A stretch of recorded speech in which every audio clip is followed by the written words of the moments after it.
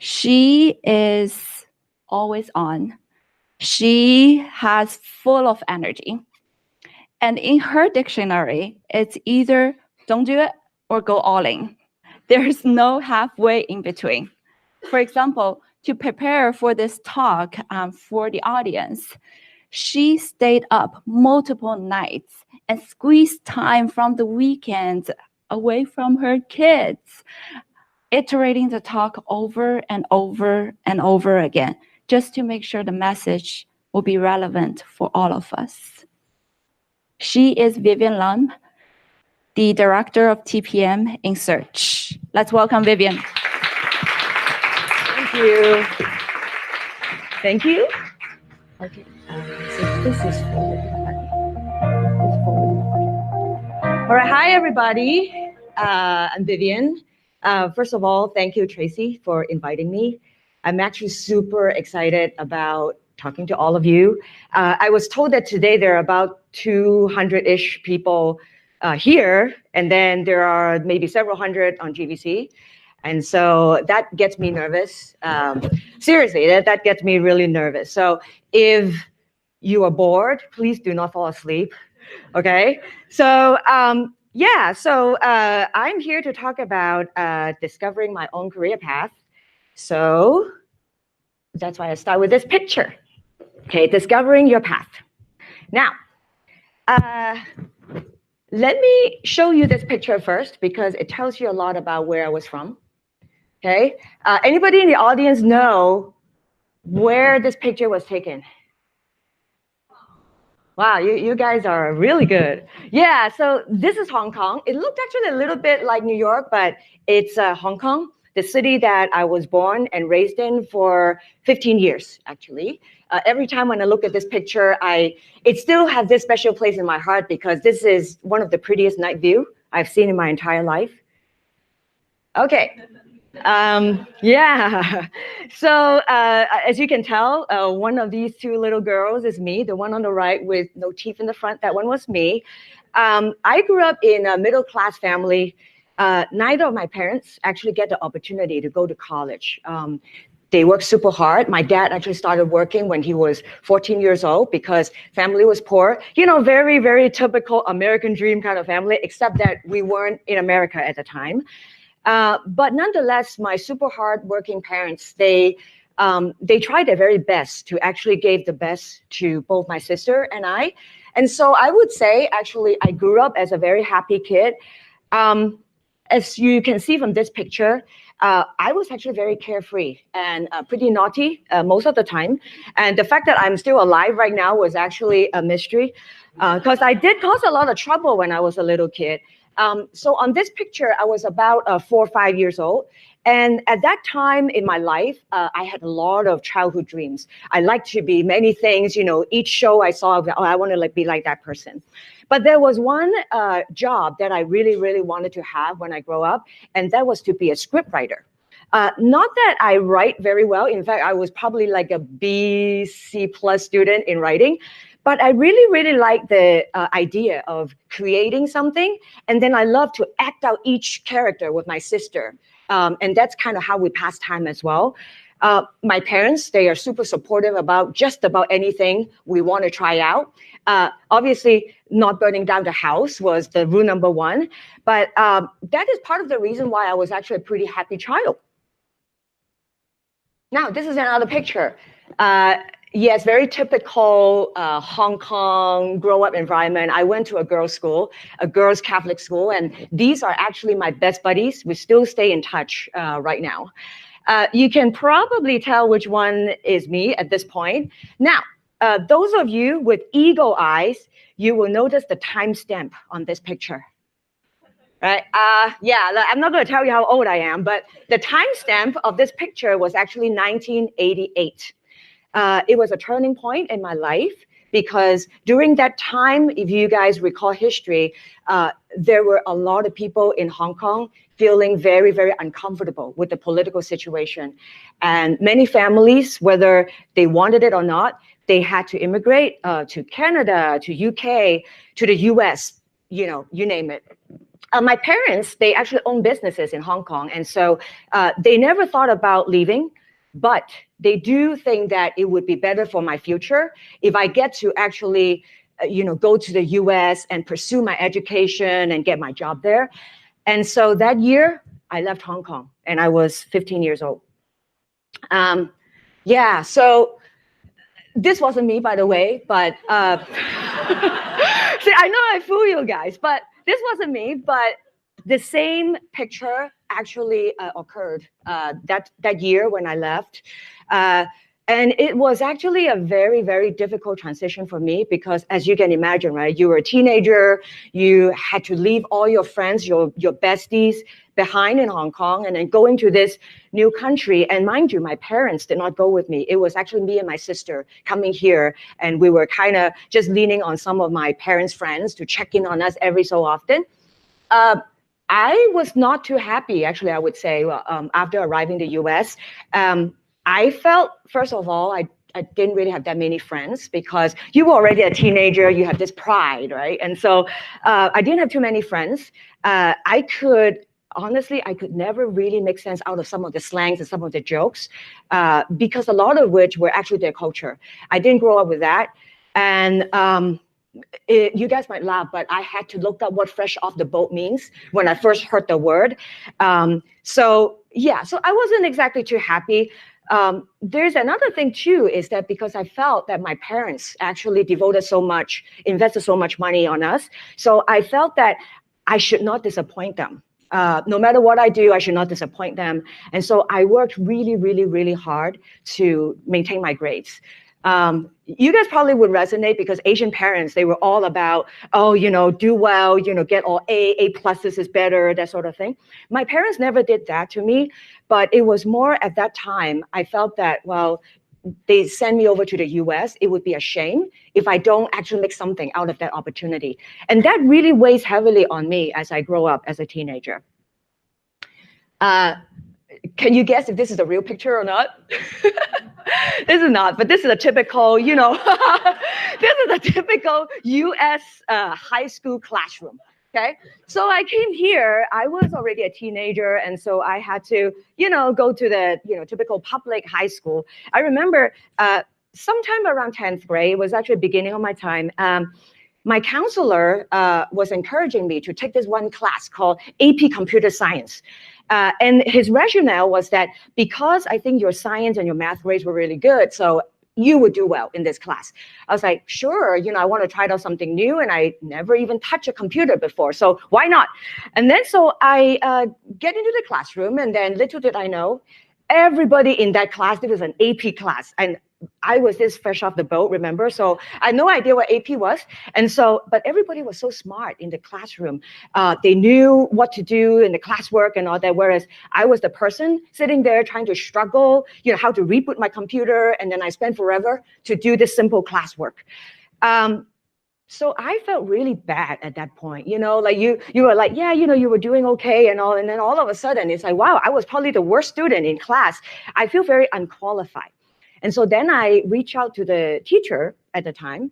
And then I remember it goes something like, I'm really, really concerned that I think my GPA is going to be dragged down because of this class. So I really wanted to consider perhaps dropping. And then, surprisingly, my teacher didn't say I was that bad. Maybe she was comforting me, but she said, I think you were doing well. You were doing good. You were catching up. But it would be better if you actually speak up a bit more in class. And also, if you have questions, why didn't you check with the person next to you and the rest of the classmates? They're all pretty good. I was like, oh, okay, so maybe I can try. And then I started kind of going out of my comfort zone a little bit and, raise my hand and ask questions. But as I did that, I realized that my anxiety level actually went down because as I asked these questions and asked my classmate, I realized that they too didn't know everything. And then I was like, oh, all of a sudden it's not that bad. I was like, okay, good. Actually, in hindsight, now that I think about it, it was good that my teacher actually encouraged me that way because otherwise I would have just dropped and let alone choosing computer science and engineering as my major. So fast forward a little bit. So I graduated from UCLA, and then I did a couple of stints in traditional consulting company, as well as some startups. Then one fine day in 2004, I believe, I got this phone call. I think all of you had a similar experience. You got this phone call from a Google recruiter that says, hey, I'm looking to hire a technical account manager for this one team called PSO. And then I was like, what's PSO? It's like, oh, it's Partner Solutions Organization, which is kind of like a partner engineering group within Google. And then I find your experience pretty relevant. And so I wanted to see if you're interested. I was like, Google, I heard about that company. It is a company full of smart engineers, but what is the career path of a technical account manager inside an engineering organization? Well, I didn't remember, honestly, I didn't remember what the recruiter said. It probably didn't matter anyway, because that recruiter was just trying to do her job. But nonetheless, I was like, this is an opportunity for me to actually really do two things. One is to be working with these super, super smart and top-notch engineers. And number two, it's actually an opportunity where I could actually be managing these multi-million-dollar accounts, which if you think about traditional consulting, you have to be at least an associate partner or partner to be able to do that. Whereas, hey, at Google, you would be responsible for this account called Ask Jeeves, and it's like multi-million-dollar. I was like, wow, that was something. And so then I decided to just with a leap of faith, take that opportunity. And that's how I actually started my journey in Google. And then, as you can imagine, once you join Google, wow, you have like all these different products that you can potentially be supporting, right? Over my past, by the way, my 14-year anniversary is coming up next January. So over, I would say, a span of 7-8 years, I had this wonderful opportunity to work in different product areas, search and ads, and YouTube, and Android, and even Google+. Okay, you name it. I've been it all. I think the only ones I've never worked in is maybe Google X. Then, obviously over the years, the PSO evolved into now the GTAC organization. And I would say I did pretty well. By the time I left, I was managing a team of about 30 people. And it was crossing search, geo, and Google+. So pretty sizable team and growing. But then you'll be like, okay, so if you're doing so well, why do you leave, right? Because remember the intro? I wasn't a director in GTech at all. So the reason why I left was actually, it wasn't a one point sort of decision, but truth be told, the entire time when I was working in, partner engineering, GTech, I always find that I was a little bit different than my peers in that I'm much more curious and much more excited when I talk about products, when I talk about, this new thing that we're doing. Whereas my peers, they're very, very mature, they're running operations and all that. But because I was already running a team and the team is growing and my career was actually moving up, it was good. So then I convinced myself that I was on the right track. And then I just stayed. Every single time I had the opportunity to perhaps try out something new, I was like, I'm in too good of a position to actually, consider something else. So then, in a way, in short, the TLDR is that I felt that it was actually my own inertia that actually held me back for trying anything new. I'm not sure if it is good or bad, but nonetheless, it did hold me back until this opportunity called Calypso App-Indexing actually came along. Remember, I was managing search, and that was one of the newer products. Later in the day, you would actually get to talk to Jen Lin as well, and you will know why. I mentioned about her. So what is Calypso App-Indexing? For most of you, you probably may not have heard of it. It is actually pretty much a complete rebuild of Google to make search work for native apps. So, we work for web and all that, but we're trying to make it work for native apps. I was actually really, really impressed by the whole vision. And at the time, I got the opportunity to work with pretty senior leadership. Like Jen was actually the lead engineer in the entire charter.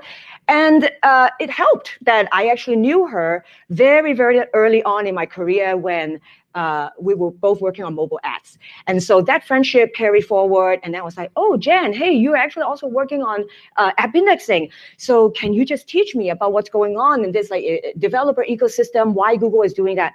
So it really helped for me to actually have this ally that actually explained to me everything. And she's a very, very good listener as well. And so when the right opportunity came, I actually did share with her this thing that was bothering me about, should I actually be trying out different things? But I felt like I have too much at hand to actually risk. So she told me, why don't you do this? Why don't you talk to Scott and see, where you might be able to offer some help? There's no guarantee, but at least you learn a bit more. And so I did. I reached out to Scott and basically say, hey, I wanted to know if, there's anything that you're looking for, maybe somebody to help you with app indexing. And then I found out that he was actually looking for someone who could help him scale the product from just 10 developers to thousands of developers. It is a very hard problem because especially Google search, we were not really into this developer ecosystem. So I walked away from that conversation. I was like, hey, scaling products, that was what I was doing the past 6-7 years at Google. And for once, I could actually directly contribute to the product, leveraging my strengths and leveraging my skills. So then I was like, wow, this is a great opportunity. But then this risk-averse side of me, I don't know, because me being an Asian or whatnot, I started thinking about all these reasons why maybe perhaps I shouldn't take that opportunity. There was no grow posting for that role that Scott was talking about. All of you, when you want a new job or whatever, the first place you go is I go to Grow and see if there's something there, right? There was no Grow posting at all. So that means in my head, it translates to, I need to be able to convince Scott to put a head count to hire me, right? Number two is, which is I think much more obvious to most of you, is, well, I said at the time I had a team of about 30 people. I was pretty senior. And so stepping away from all that and pick up something that is somewhat undefined, it's a pretty big give up, I would say. And so I had to, really think through, is it worth it? Is it worth it?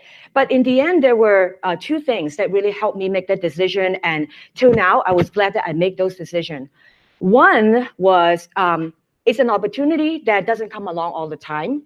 And the main question I asked is, am I really the right person to actually make a difference in that space? And the answer was yes. It was a pretty clear yes. Number two is where I want to spend my time. Would I want to spend more of my focus and my energy to continue to grow the operation and, continue the trajectory? Or do I want to spend more time to be closer to what I'm more passionate about, which is the products, really able to grow and groom a product from nothing to something?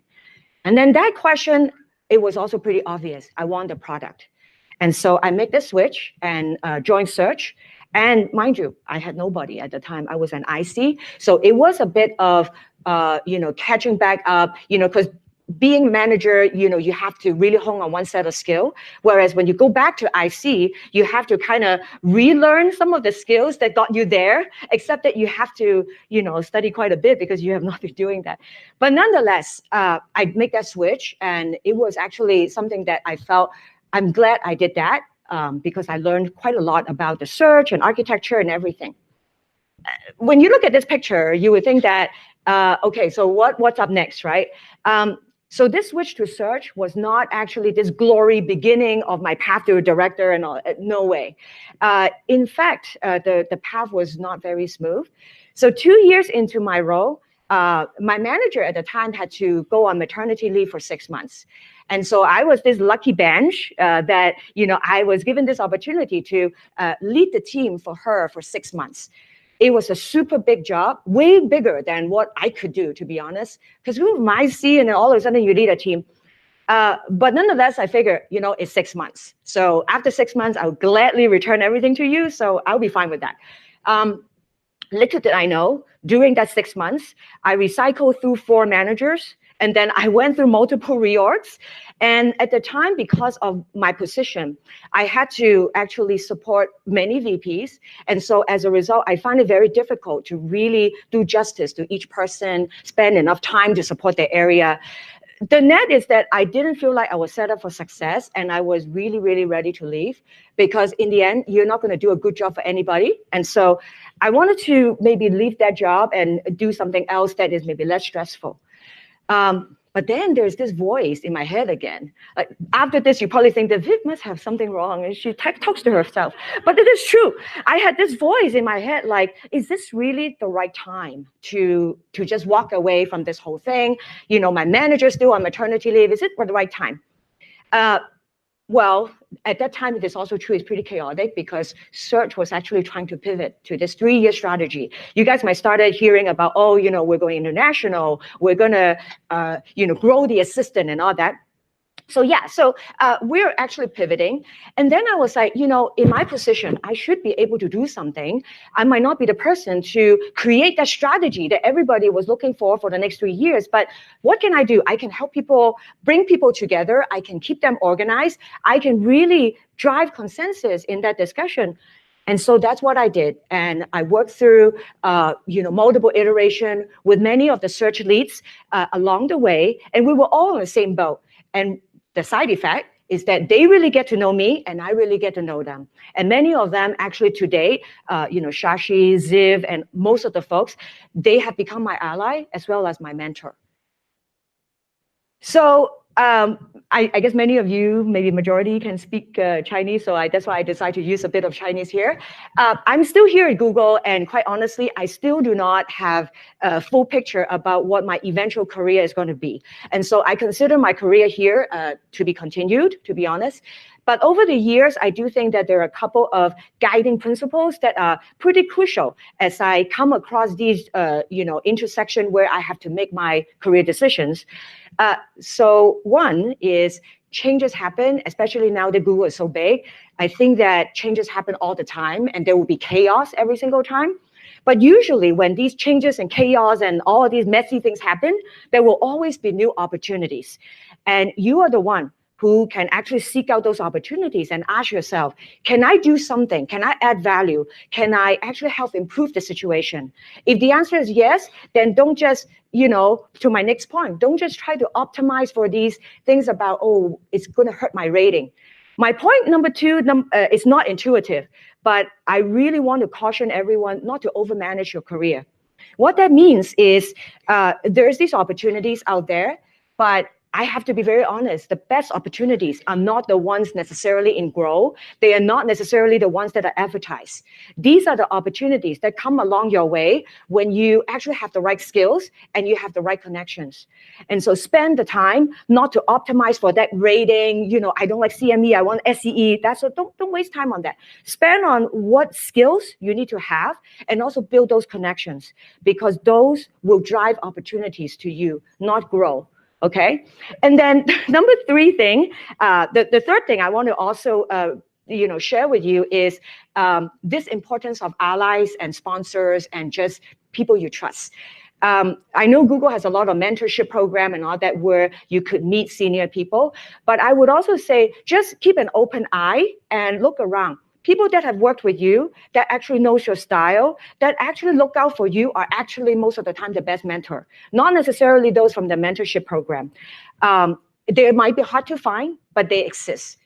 So with that, thank you very much. Hopefully you enjoy my story, and I look forward to hearing yours too. Thank you. Oh, thank you. Thank you. Well, thank you so much to Vivian for joining us today before heading up to Napa for an offsite. So